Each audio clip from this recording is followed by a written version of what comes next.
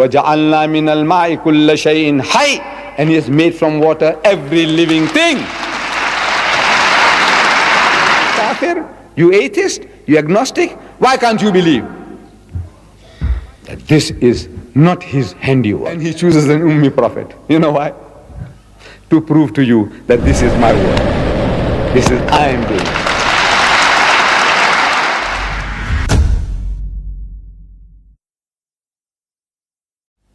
Who is He talking to?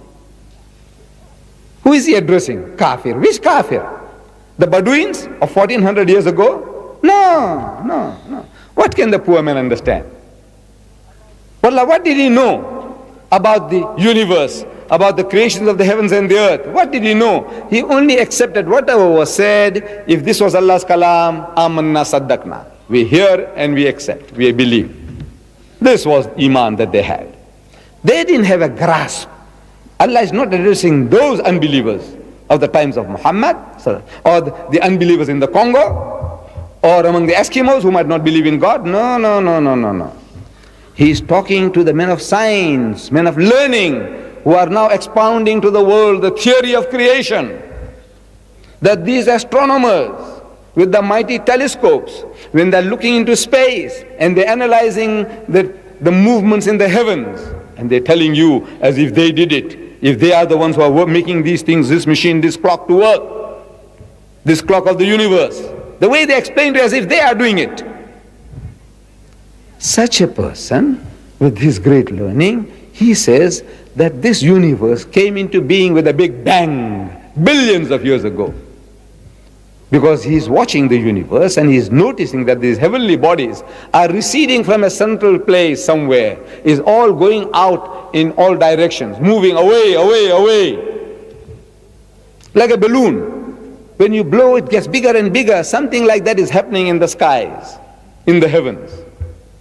These galaxies, they're receding from us at a faster and faster speed. And once they reach the speed of light, 186,000 miles per second, once they reach that speed, we won't be able to see it anymore, because the light that is coming from there, it won't be coming anymore, it's going away. So we must discover bigger and better telescopes to see the sights, the wonders, otherwise we'll miss the bus. So they say that this universe came into being with a big bang, the Big Bang theory. Who says that? The most learned men of science, astronomers. They say, where did you get these funny ideas from? This fairy tale about a Big Bang. So no, it is not fairy tales. These are facts, demonstratable facts. We can demonstrate it, show you what is happening, and from that we can conclude. If we had a film and put in reverse gear, so we could see what is happening is all coming back again. With the way it's going out, the balloon, if we can deflate it, you'll see it all coming back to one central point. And there was a Big Bang. When did you discover this? He said, yesterday. Because 50 years is yesterday in the history of man. What is 50 years? Nothing. As an illiterate man in the desert, a person who didn't know how to read or write, a person who couldn't sign his own name, he couldn't have known this, could he? He says, no, never. Impossible. Man doesn't know astronomy. He hasn't got the instruments. He hasn't got a telescope. Nothing. In the desert. And among an ummi people, illiterate people. And he is now telling you, this man in the desert, 1,400 years ago,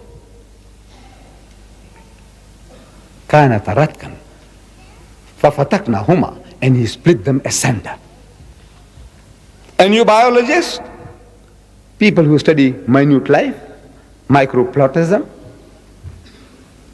the amoeba, he says, life originated in the sea, water. Without this water, no life.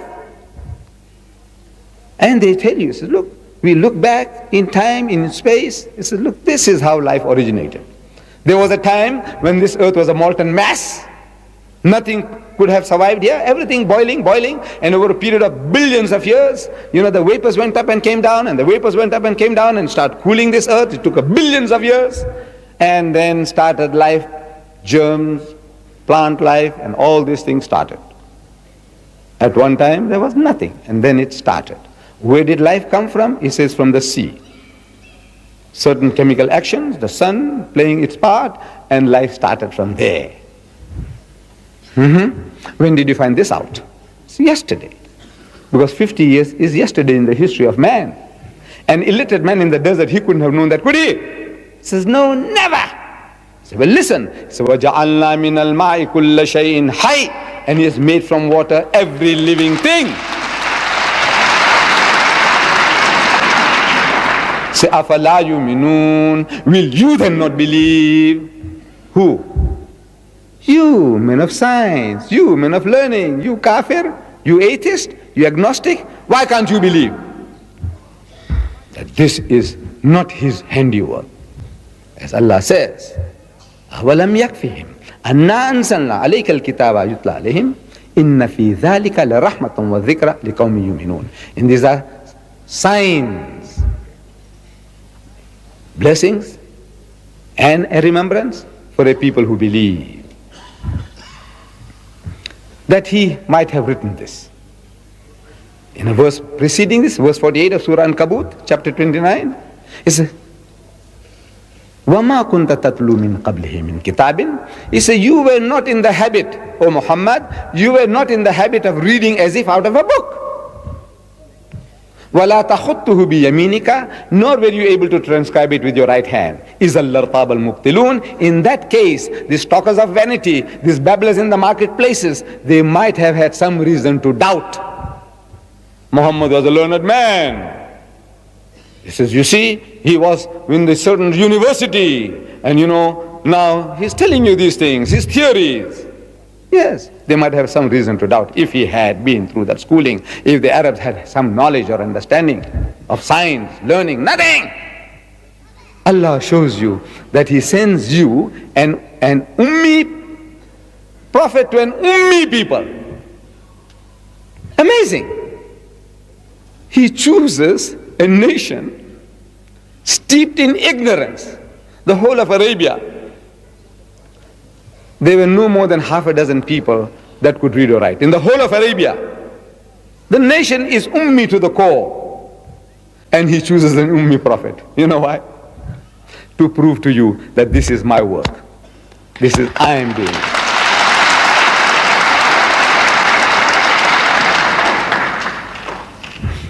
Thomas Carlyle describes the people and what the Quran did to them. He says, a poor shepherd people.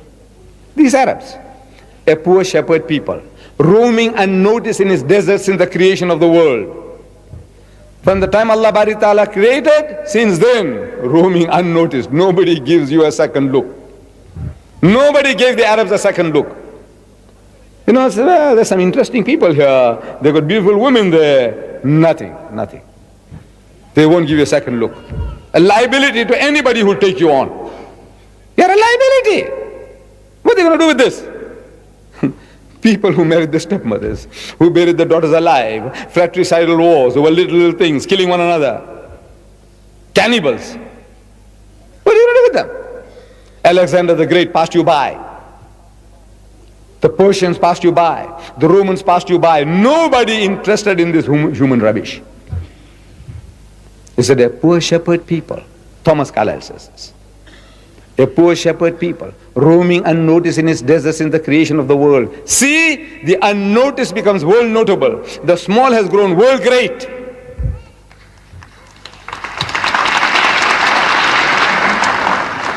Within 1 century afterwards, Arabia is at Granada on this hand and at Delhi on that. Glancing in valor and splendor and the light of genius, Arabia shines over a great section of the world. He says, belief is great, life-giving. The history of a nation becomes fruitful, soul-elevating, great, so soon as it believes. Is it not? As if a spark had fallen, one spark, on a world of what seemed black unnoticeable sand. But lo, the sand proves explosive powder, blazes heaven high from Delhi to Granada. What did it? This book of God. That shepherds and camel drivers, one of our cousins, a Jew, writing a book on medicine, he's having a dig at his Arab cousins. A Jew. He's writing about medicine, but he's having his own. He's having a dig at us. You know what he says? He says, goat herds and camel drivers sitting on the throne of the Caesars. This is what these Arabs, goat herds and camel drivers sitting on the throne of the Caesars. This is Allah's work. You see, not you. You couldn't have done it. Allah is showing you. He said, look, this is what I can do. He's having a dig. But I said, there can't be a greater tribute than that. That from that, goat herds and camel drivers, Allah made you supreme, made you to rule half the known world. This is his book. This is what he did. And it can do the same once more again. It's a book, a miracle of miracles.